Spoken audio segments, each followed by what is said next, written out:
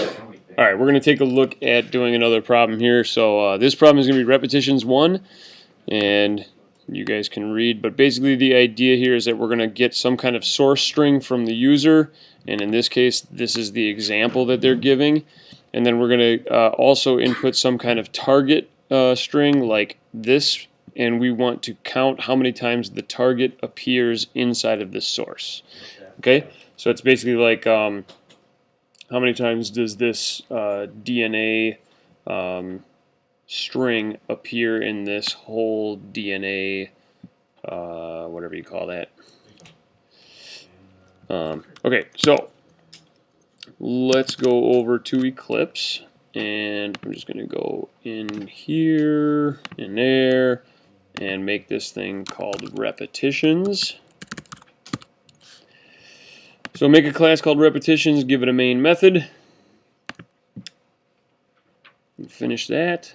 So for each of these problems, we're creating a scanner.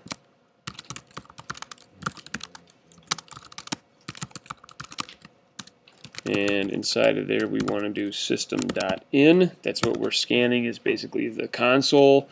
And then I'm going to do input.close so that I remember to close the scanner off when I'm done scanning stuff or reading stuff.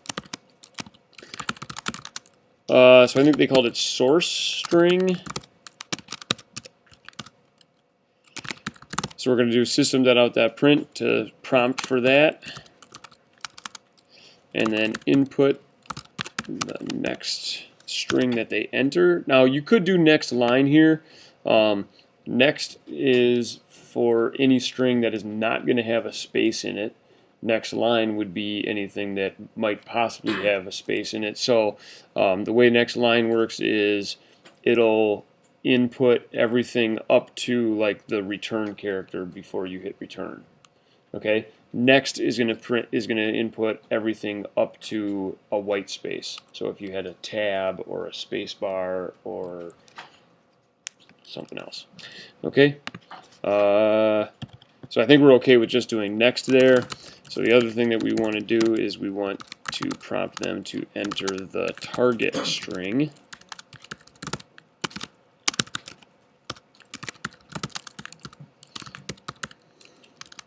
So when we do, like, so why don't we have the 10th line for, like, the ones after the first one?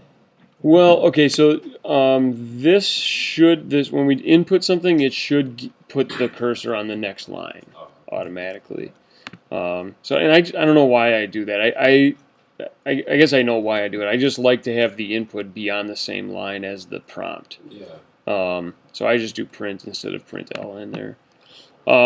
Okay, so then what we want to do is we want to figure out how many times target appears in source. Okay, so it might be nice to look at Java string methods. So just do a search for Java string and then kind of scroll down inside of here and look for the string methods, because it might be nice if we could kind of figure out if somebody has done some work for us already, basically. Okay, so one way to think about this problem would be to say, like, well, if this is our target and this is our source, we're going to look at, for example, like this character and see if it matches this character. And then look at this character and see if it matches this character. And just keep on doing that. And that would work, but I think it's not the most efficient way of doing this problem. Okay? So let's see. So that would be using char at. And then we could basically check to see if like the char at the beginning of the target matches the char in a particular index in the source, and continue to work through that way. Okay? But let's kind of look at the rest of these methods and see if there's anything that we think jumps out at us. So code point, I don't know what that means. Compare to, that's for like comparing two strings, but not quite what we want, I don't think. Contains, So that sounds okay, but that's just going to give us a Boolean, right? That's just going to tell us whether the the source contains the target or not. We want to know more detail than that. Content equals copy value of none, doesn't make any sense. Ends with equals, no, we don't care about that. Format, get bytes, hash code, get chars, no, that doesn't make any sense. Index of returns the index within this string of the first occurrence of the specified character. Okay, so that's just using a character. Even though it's an int, it's actually a character. It's kind of weird. Index of a string, so returns the index within the string of the first occurrence of the specified substring. That sounds like that might help us out a little bit, right? That's going to return an int. Okay, so that's going to tell us basically where that string shows up. So let's kind of think about that for a second. So if we use this as our example, sorry, kind of jumping around there. If that's our example source, so we could say like source equals all that stuff, right? We know that those are going to be indexed 0, 1, 2, 3, 4, 5, 6, 7, 8, 9. And then this is going to be 10, 11, 12, 13, 14. And let's see if I can get kind of fancy here. I'm going to say that that is 10, 11, 12, 13, 14. Is that way of reading that okay for you guys? Yeah. Okay. So then, if our target is equal to, I think it was CGA on the example. Yeah. Basically what we're doing there is saying if we did index of and we said find the index of target inside of source, that would return a 0 because CJ starts out there in index 0. Okay, so that might be helpful. Okay, if this thing never shows up inside of here, I don't think that the website does a really good job of explaining this, but if this thing never shows up in there, it's going to give us a -1 back. Okay, so let's go back to this guy. And there's another index of method here that allows us to give a string, but also gives us basically a starting index. So they call it from index. Returns the index within this string of the first occurrence of the specified substring, starting at the specified index. So that means we could tell it later on, now that we know that CGA does show up in index 1, let's start at like index, or I should say at index 0, let's start at index 1 and look for CGA again. And if we find CGA again in there, like we do right here, that it would return 8 in that case. Okay? Yeah, question. Start again, like, so for example, we said that the other first time CGA, we want to start at index 3, because we already know that we already know speed vectors. Okay, good. So you're saying that a better way of doing that would be that we would add the length of this onto it so that we would start here at index 3. Okay, so let's look at the other example inside of this problem. Okay, consider another example where source ATAT blah blah blah with target ATA, and the answer should be 3. Am I going to get 3 if I do it your way? Wait, what was the question I was listening to? So again, if I'm looking for ATA, if that's my target, inside of this source, am I going to get 3 if I do it the way that you suggested? No. Okay, so we might be better off just adding 1, basically. Okay, good. All right. So then, hopefully, as you're kind of looking through this or you're thinking about it, you are deciding kind of what structures we're going to need in order to write this program. So has anybody thought of like how we're going to do this? Yeah. A for loop that goes with the string. Okay, good. So some kind of loop. You suggest a for loop. I think that a while loop would be better. Okay, so the reason I think that a while loop would be better is because we basically want to continue doing this until we get some result back that tells us like, oh, it's not in there anymore, right? And what would that result be? -1, right? So, so basically what we want to do in there is we want to say something like, we're going to get some result, right? We're going to get like some variable that's going to tell us that the target is in the source.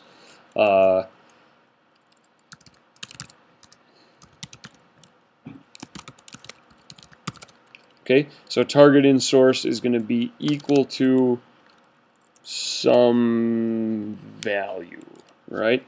So basically what we want to do is we want to use that index of method. We want to go while source dot index of, and the thing that we're finding the index of is the target. Okay, so let's start out with that, and then we can say while target in source does not equal -1, then we can do some stuff. Okay? So what do we want to do? We want to go through the loop, and what's inside of the loop?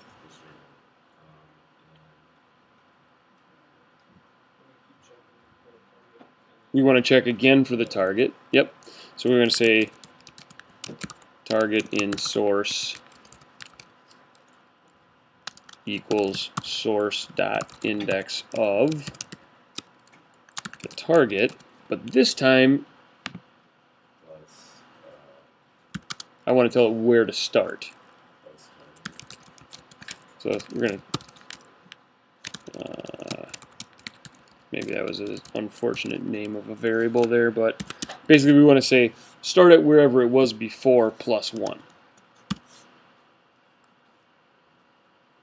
Okay?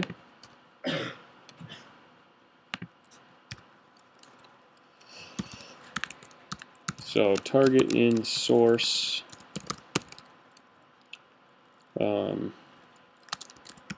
will equal -1 if target is not in source. Okay? And so then here target in source, sorry, should be in comments, target in source will equal -1 if target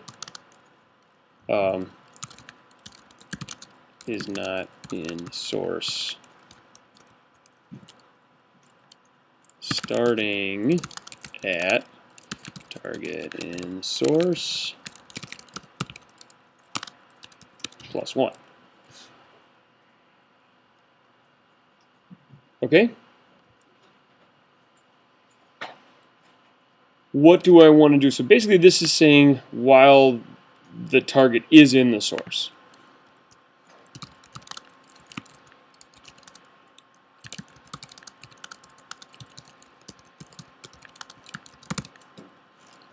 What else do I want to do? I do want to find if it's in there again, but what else do I want to do? Yeah, we want to. Yeah, good. So we want to count how many times that's happening. So let's go ahead and say here that we have some kind of count variable before we get into the while loop. So maybe count targets. Okay, and let's start that at 0. And if I get into this loop, then I want to increase count targets, right?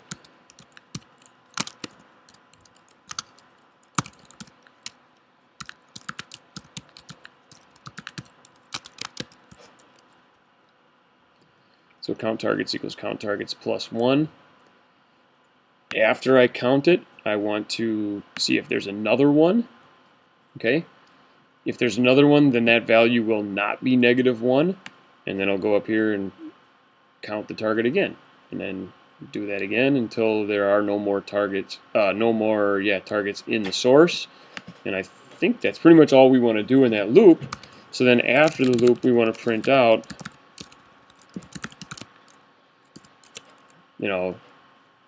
you could just say the target appears count targets times in the source.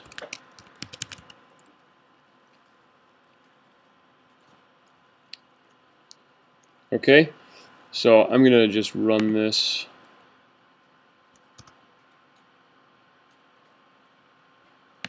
And I'll do this so you guys can kind of catch up to where I am. And then I'm going to go over to this and get this target, or get this source string, and then get that target.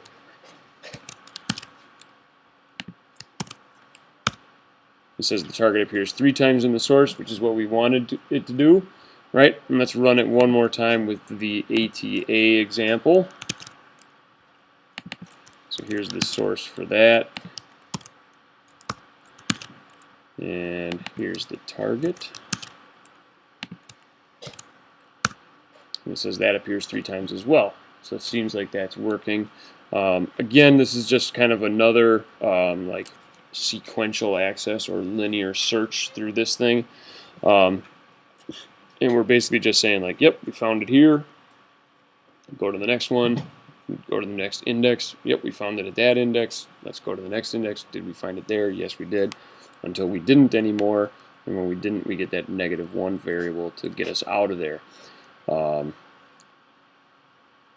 hopefully that makes